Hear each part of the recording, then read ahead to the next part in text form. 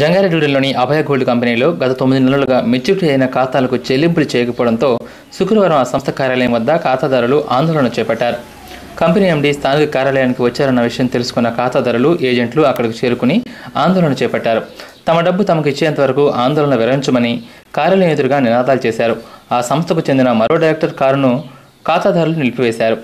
SI Naik సంఘటనా స్థలానికి చేరుకుని నష్టం జరిగిందనుకున్న వారు పోలీస్ స్టేషన్లో ఫిర్యాదు చేయాలన్నారు.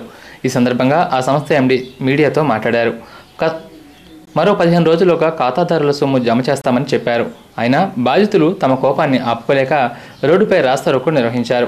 పలువురు బాధితులు మీడియాతో తమ బాధను వెల్లబుచ్చారు.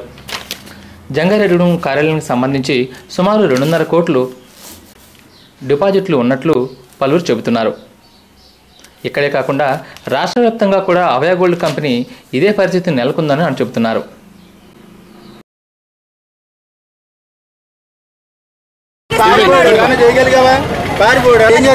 ఏం జరిగిందండి? అభయ గోల్డ్ సంస్థ కట్టించాము, కస్టమర్లతో కట్టిస్తే సంవత్సరం లోపు వస్తుందన్నారు.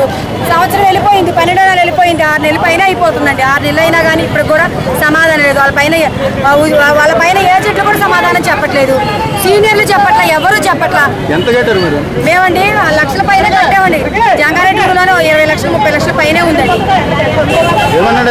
ఏమన్నాడు? 15 రోజులు ఇస్తానంటున్నాడండి. మీతో మాత్రం మీడియా అవుతా 2 నెలలు అంటున్నాడు. ఇవి వచ్చాయో రానియో దేవుడు దైవం ఏం చేస్తామండి. 1 సంవత్సరమేనండి.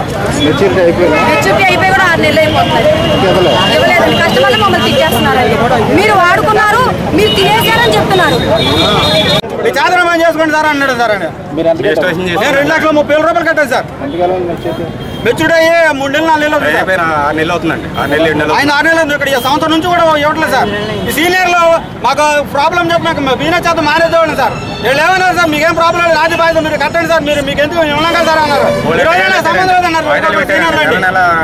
సీనియర్లు ఇప్పుడు ఎండీ సేవ చేస్తాం